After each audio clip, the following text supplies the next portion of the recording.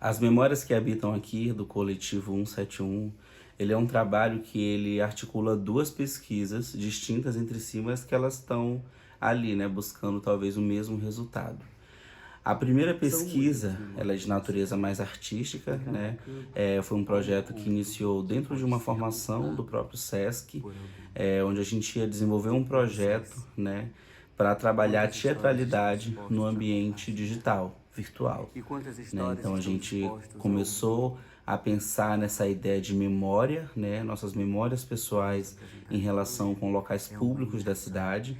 Então a gente tinha um mapa, né, virtual, onde nesse mapa, ao invés de a gente ter acesso diretamente, por exemplo, a um local, a um espaço público da cidade, quando a gente clicasse naquele marcador que tinha na cidade, nós íamos ter acesso a uma memória de alguém que, né, teve uma experiência ali, naquele lugar, né?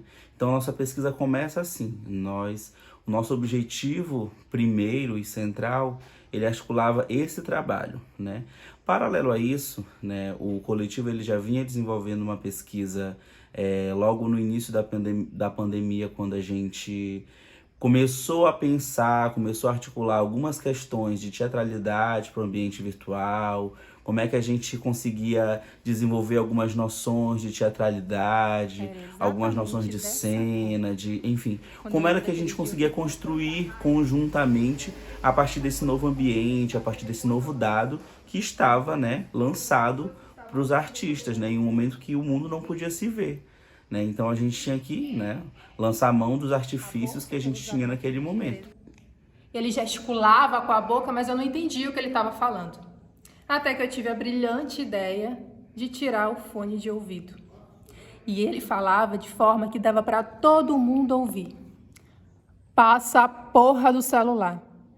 Eu fiquei imóvel, sem reação. Adorei o formato da apresentação de vocês, eu não tinha visto algo parecido antes. Parabéns também pelo cuidado que vocês tiveram em retratar todas essas histórias, né? Histórias tão bonitas e algumas tão pesadas, né? Mas deu pra ver que foi tudo muito respeitoso. E parabéns, amigo, foi lindo. Então ele sugeriu da gente tomar um vinho lá no Saviana. Fomos. Tomamos um vinho, 2, 3, 4. E a dramaturgia é muito interessante, ela vai conduzindo, né, a gente, pelo menos foi o que eu percebi enquanto espectador, fui conduzido pelas histórias, né, e esses mapas projetados sobre os personagens, ficou muito diferente, né? A gente está acostumado a abrir o Google Map e ficar tentando se encontrar na cidade, né? E de repente tu vê assim as personagens meio que se perdendo, se encontrando e achei muito interessante, muito bom. Ele perguntou se poderia me beijar. Eu disse que sim, poderia.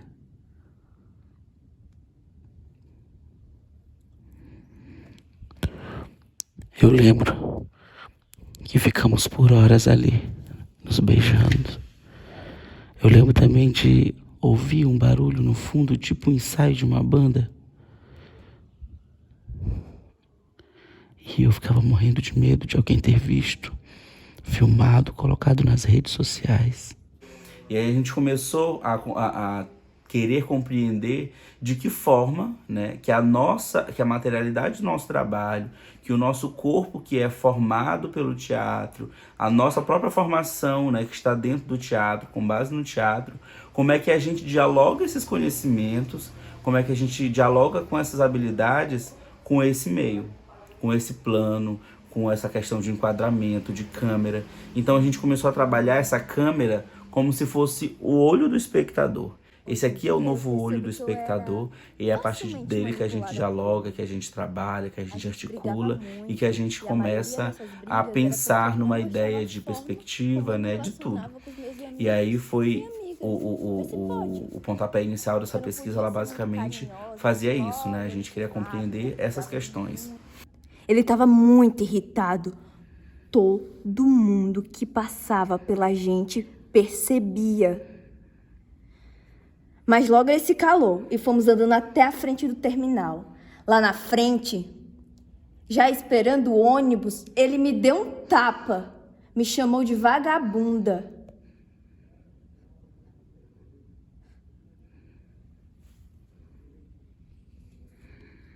Paralisada, não sabia o que fazer. Super constrangida, eu só consegui olhar fixamente para ele. Foi então que ele me abraçou e fomos juntos para casa.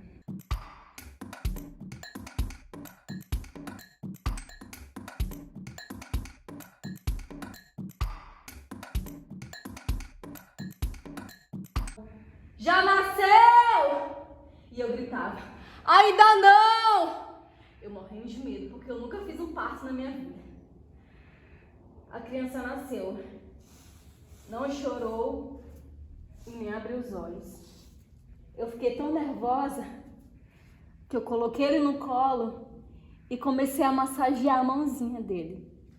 De repente ele apertou a minha mão e eu fiquei tão feliz que eu dei um grito. Nasceu!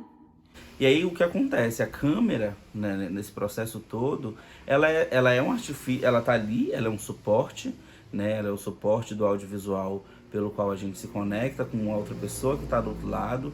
Ela é pra gente o olhar desse espectador, né, sobre o nosso trabalho, mas ela também conta, né? A gente começou a perceber que ela também contava a história, que em si ela conseguia transmitir, né, narrativa, né? Então ela não era simplesmente um suporte. A gente começou a compreender ela não somente como um suporte, a gente começou a compreender ela como linguagem. A câmera era uma linguagem, ela comunicava, sabe? Não era uma câmera estática que estava ali apenas filmando o processo, ou registrando, ou enfim, qualquer coisa que ela fizesse apenas nessa função, sabe? Ela era uma câmera que falava a partir de diversas coisas que iam sendo incrementadas a partir dela, seja de enfoque, seja de perspectiva, seja de planos, seja de película, né? A gente começou a trabalhar em perspectiva com ela, com objetos, com tecidos, com diversas coisas, e aí a gente começou a perceber que ela tinha uma linguagem ali, ela não estava simplesmente sendo usada como um suporte para o registro, sendo usada como um suporte para transmissão dessa imagem. Ela também ajudava a contar essa história. Então, basicamente, são essas duas pesquisas que se entrecruzam nesse trabalho e que desembocam nesse primeiro resultado como experimento, né, para as memórias que habitam aqui do Coletivo 171.